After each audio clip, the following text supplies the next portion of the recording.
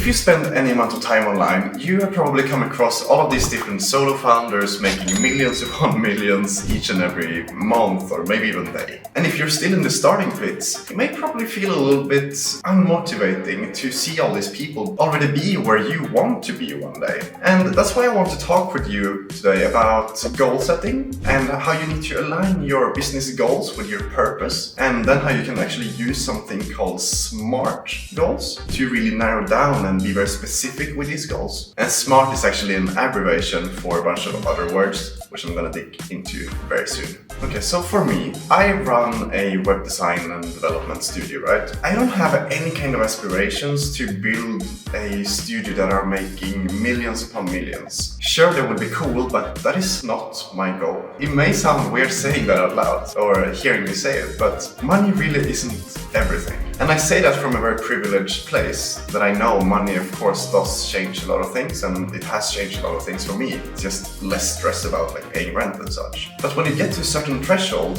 that money just doesn't make as much of a difference as you would expect it to be. So my goal right now is actually to have a better work-life balance. And I've talked about this many times in other videos, so I'm not gonna go into it. But I'm trying to establish a business where I have to do as little work as possible. So I want to maintain my current income, but decrease the amount of work I do. And I'm doing good progress with this, but it's a long process still. And the reason I want to do that is because my purpose in life, while I do enjoy building and running this business, and while I do enjoy designing and developing websites, that is not like the purpose of my life, right? I don't know what the purpose of my life is, but I do know that that is not the purpose. But if I would have to kind of narrow down what my life purpose is, at least right now, it is to just have a healthy balance between work, personal life, and friends and family, and being able to chase my personal desires or my personal wants and needs. It sounds almost sexual in a way. So for example, one of the things that I'm like actively chasing right now is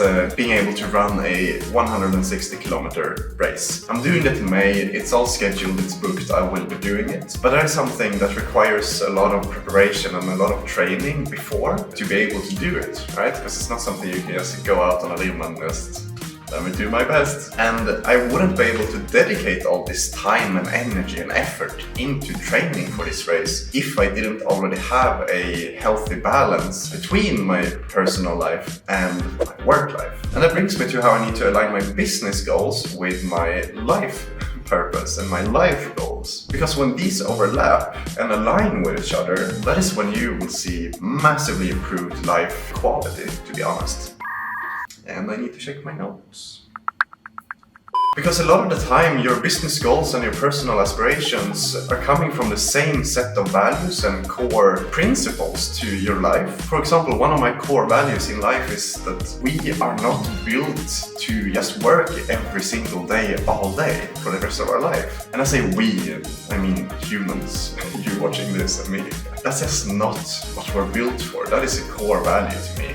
And I fully believe that, and so that's why I'm trying to set up a life for myself where I don't need to do that. It makes a lot of sense. And that brings me to point number 2 of how solo businesses can achieve massive results. Going back to what I said in the very beginning, you have probably seen all these million-dollar companies being run by one single person, one solo founder. This is incredible and it's insane, and it can feel like, how am I gonna achieve this, right? But it's fully possible because people are doing it, people have done it, they are doing it, and they will continue to be doing it. So why can't you? I want to just make this a very quick point of just emphasizing that it's fully possible to build these like massively successful companies being just you, and also having a healthy work-life balance. In the design and sort of web development community, there's one specific guy that's very famous for his work and success with his business. And this business is called DesignJoy. I believe it's designjoy.com or something, maybe wrong. Basically it's providing design services in exchange for a fixed monthly rate,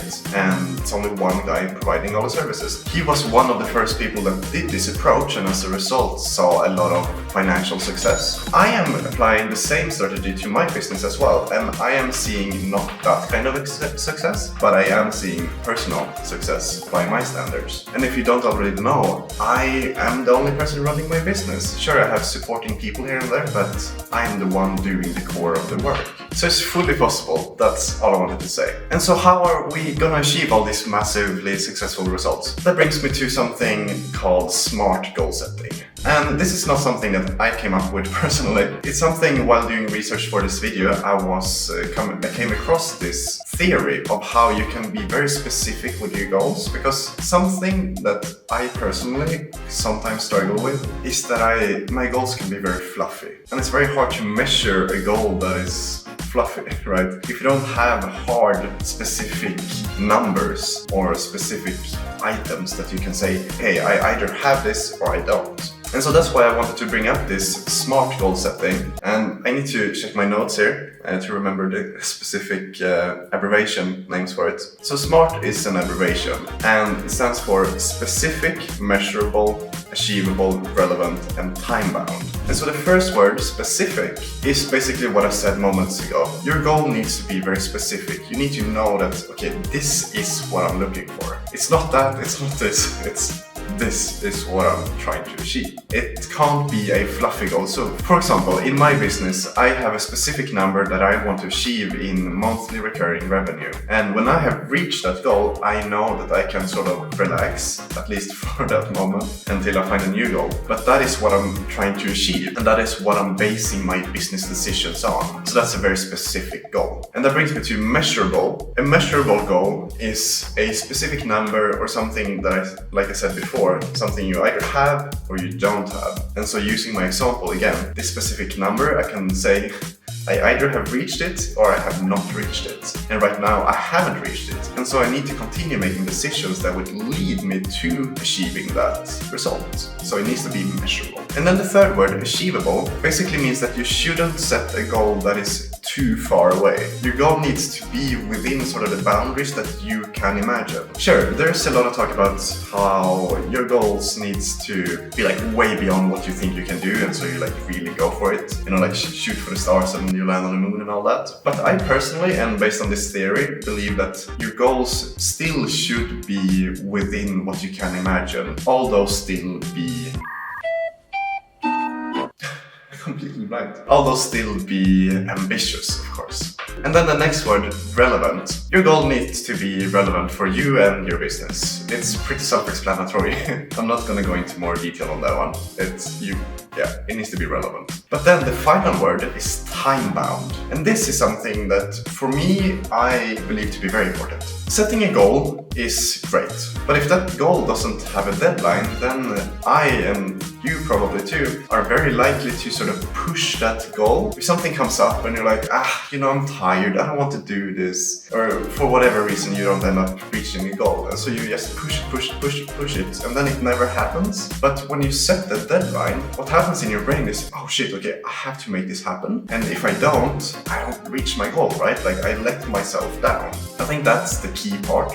You let yourself down. At least for me, I take a lot of pride in the fact that if I say I will do something, I will actually do it. I don't just go around saying things for the sake of saying things. And I believe your mind might work in similar ways as well. And so that's why it's important to set time-bound goals. To make it very concrete, actually, client projects, for example, I will do full-on all-nighters just to meet a deadline for a client in my business. And that's not something I would do for a personal goal, probably, because it's like, well, it's only me. You know, like if I don't reach my deadline, nothing is gonna happen. But if I don't meet the deadline of a client, well, that might impact my income, it might impact the future relationship with this client and so on. So set this deadline and be very harsh on yourself and like, hey, I need to meet this. This is not the place to like argue over it. So SMART goals are really just a way to set very specific goals that you can take specific actions to achieve. And I know this is useful for me because I'm not very good at setting goals, to be honest. I just kind of go with the flow a lot of the time. So I hope this has been useful to you, and let me know how you manage your own goals and like what are your goals and have you achieved them, or what happens when you don't achieve them.